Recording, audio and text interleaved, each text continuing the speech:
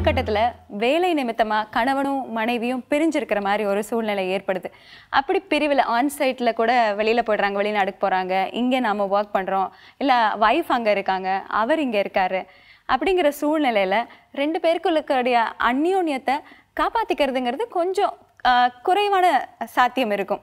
எப்படி அந்த மாதிரி ஒரு பிரிவில் 2 பேரோட அந்யோன்யத்தை காப்பாற்றிக்கிறீங்க? ஏதாவது ஒரு இடைவெளி இருக்கும், அவர் எங்கேயாவது வெளியூரில் இருக்கிற மாதிரி இருந்திருக்கலாம், அந்த மாதிரி ஒரு சூழ்நிலையில். எங்கள் அக்காவும் எங்கள் நெய்பர்ஹுட் அவங்க, பட் நாங்கள் கொஞ்சம் க்ளோஸாக பழகினனால அக்கா மாமா அப்படி தான் கூப்பிடுவேன்.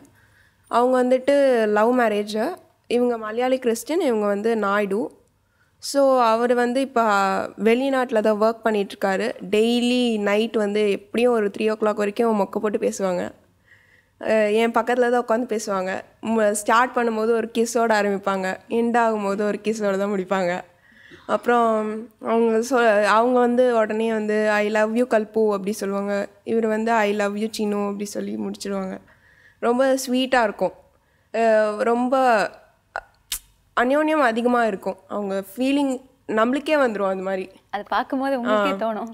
ஓகே, இப்படி தான் ஒருத்தவங்க தன்னோட அன்பை அந்யோன்யத்தை தக்க வச்சுக்கிறதுக்கு, சரி அவர் அங்கே இருக்கார், நான் என் பொழப்பை பார்க்குறேன், அவர் பொழப்பை பார்க்கட்டும்னு இல்லாமல் அப்பப்போ கால் பண்ணுறது, அவங்க சொன்ன மாதிரி ஸ்வீட்டாக ஒரு முத்தத்தோடு ஆரம்பிப்பாங்க, மிஸ் பண்ணுறேன்னு சொல்லுவாங்க, அவங்க இன்றைக்கி என்ன நடந்ததுன்னு சொல்லுவாங்க, எதை பார்க்கும்போது அவங்க ஞாபகம் வந்துச்சுன்னு சொல்லுவாங்க. இப்படி அவங்களோட அன்பை வெளிப்படுத்தி அந்த அந்யோன்யத்தை காப்பாற்றிக்கிறதுன்னு ஒரு தருணம் இருக்கும். கண்டிப்பாக அது தேவைப்படும் எல்லாருக்கும். ஸோ அப்படி உங்கள் 2 பேருக்குள்ளே இருந்த இடைவெளியில் எப்படி உங்களோட அந்யோன்யத்தை பலப்படுத்திக்கிட்டீங்க சொல்லுங்கள்.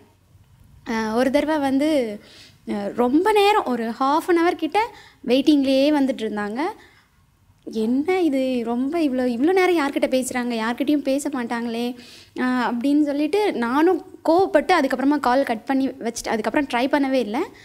திரும்பவும் அவங்க கால் பண்ணி, சாரிடா, இந்த மாதிரி நான் உன்னோட அம்மா கிட்ட பேசிகிட்டு இருந்தேன், எப்போ எனக்குன்னு ஒரு வீடு பார்த்து இப்போது ஃபைனல் இயர் பண்ணிகிட்டு இருக்கேன், முடிச்சிட்ட உடனே நீ இந்த வீட்டுக்கு வாங்க, நான் தனியாக நான் வீட்டில் இருக்கேன், அம்மா வெளில போயிருந்துருக்காங்க, ஸோ அம்மாவுக்கு கால் பண்ணி எனக்கு நான் ஒரு வீடு பார்த்துருக்கேன், நமக்கு தனியாக இருக்கிறதுக்காக வீடு பார்த்துருக்கேன், ஸோ நம்ம இனிமேல் ஜாலியாக என்ஜாய் பண்ணலாம் லைஃப்பை அப்படிங்கிறது மாதிரி பேசியிருக்காங்க. அந்த சந்தோஷம், அந்த அழகு எல்லாமே உங்கள் சிரிப்பில் எனக்கு தெரியுது. எங்கள் வீட்டில் இப்போ தான் அண்ணாக்கு கல்யாணம் இருக்குது. தட் மீன்ஸ் பெரியம்மா பையன். ஆடி மாதம் அண்ணி வீட்டுக்கு போயிட்டாங்க. அண்ணன் என்ன பண்ணுறோன்னே தெரியாமல் ஒரு மாதிரி டிஃப்ரெண்ட்டாக சுற்றிட்டு இருந்தாங்களா. அப்புறம் ஆடி மாதம் முடிஞ்சு அண்ணி வீட்டுக்கு வந்தோடனே தான் அண்ணன் நார்மலே ஆனாங்களாம். அப்படி அவ்வளோ அஃபெக்ஷன். ஆடி மாதம் தான் ஹனிமூனே கூப்பிட்டு போனாங்க. அதெல்லாம் நான் ஒன்றுமே இது பண்ணவே மாட்டேன். அவங்க அம்மா அப்பா என்ன சொன்னாலும் நான் கேட்க மாட்டேன். ஆடி மாதம்தான் உன்னை கூப்பிட்டு போவேன் அப்படின்னு சொல்லி ஆடி மாதமே ஹனிமூன் கூப்பிட்டு போனாங்க. கொடைக்கானல் போயிட்டு வந்தோம். ஒரு 2 நாள் 3 நாள் கூட அவங்க வெளில போயிருக்கலாம் வேலை நிமித்தமாக. அந்த 2 நாள் 3 நாளில் கூட நீங்கள் அவங்கள மிஸ் பண்ணியிருக்கலாம். ஸோ அந்த அன்பை எப்படி தக்க வச்சுப்பீங்க, அதை பற்றி சொல்லுங்கள். கல்யாணம் 8-10 வருஷம் இருக்கும். இப்போது 2 பெண் குழந்தைங்கள். அது அலுவல் காரணமாக கணவர் வெளியூர் போயிருந்தார். அப்போ கொஞ்சம் மிஸ் பண்ணேன் நான். அப்போது கொஞ்சம் தானா ஃபோனில் பேசினப்போ அவர் சொல்கிறார், பிரியம் அதிகரிக்க பயன்படும், அதனால் இந்த பிரியத்தை நம்மகிட்ட அதிகரிக்கும்னார். அந்த பிரியா இப்போ 40வது வருஷத்துலேயும் வெற்றிகரமாக தொடர்ந்துட்டு இருக்கு.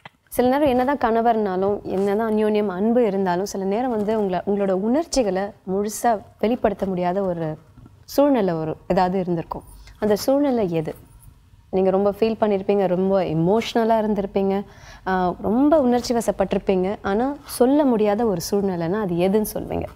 ஃபஸ்ட் டைம் நான் கன்சீவ் ஆனவுடனே 2-3 நாளில் எனக்கு அபார்ஷன் ஆகிடுது. உடனே அப்போ நான் கண்டிப்பாக மதுரைக்கு போய் எங்கள் அம்மா வீட்டுக்கு போகணுன்னு நான் சொன்னேன். இவருக்கு இஷ்டமே இல்லை, அனுப்புறதுக்கு இஷ்டம் இல்லை. நான் சொன்னேன், இல்லை நான் கண்டிப்பாக போய் தான் ஆகணும் அப்படின்னு சொன்னோன்னே. ஏன்னா எனக்கு இங்கே இருக்கிறத விட மதுரையிலனா எனக்கு ஜிஹெச்சில் நான் அங்கே எல்லாரையும் நல்லா தெரியும், அதனால் நான் அங்கே போகிறேன்னு சொன்னேன். அப்போ என்ன சொன்னாங்க, சரி நீ போய்ட்டு வான்னு அனுப்பிச்சிட்டாங்க. நான் சொன்னேன், நீங்கள் வரலையா கூடன்னு. நான் வரல, நீ போட்டாங்க.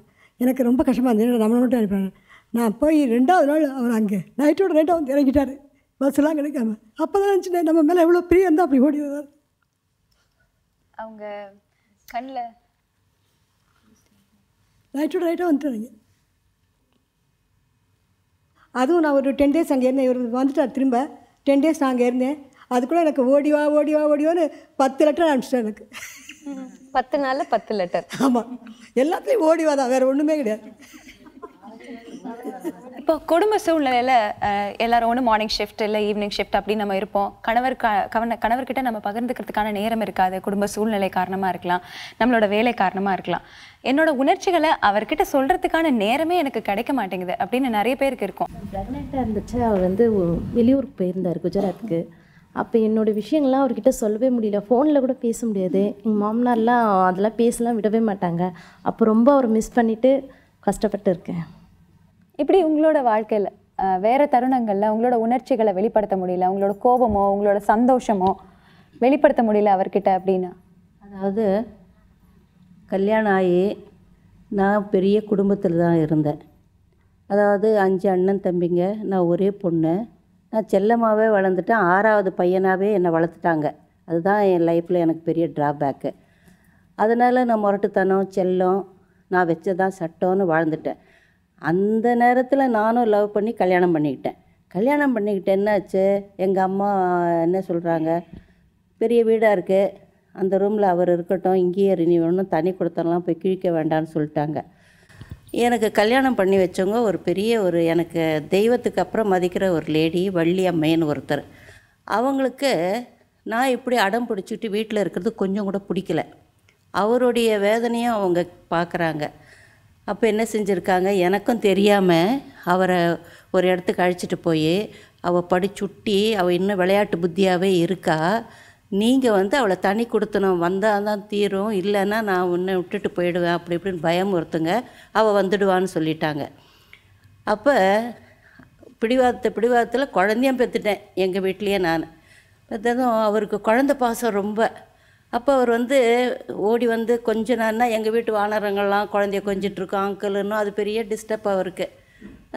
அவருடைய உண்மையான பாசத்தை குழந்தைகிட்டையும் பொண்டாட்டிகிட்டையும் சொல்ல முடியாத தவிப்பார்.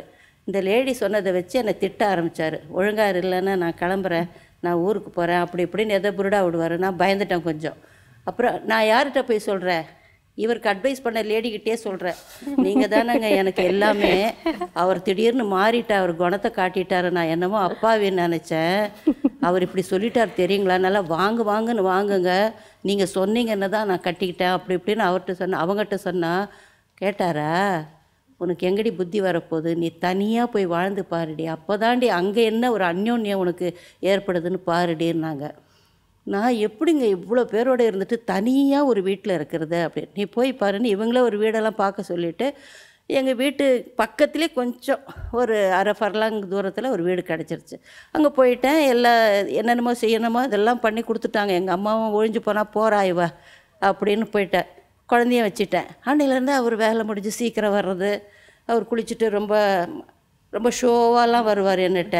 அந்த சோர்ந்து போன மூஞ்செல்லாம் போயிடும். என்ன ரொம்ப வாலிபம் தாண்டவம் ஆடுதுன்னு கூட நான் கூட நினைப்பேன். அது என்னென்னா அதுதான் அந்யோன்யம் அவருக்கு. ஐயோ இவளை தனியாக பார்க்குறோமே, தனியாக கொஞ்சிறமே, என்ன கொஞ்சறாரு, பிள்ளையும் கொஞ்சறாரு, எனக்கு ஒன்றுமே புரியல, தலைக்கால் புரியல.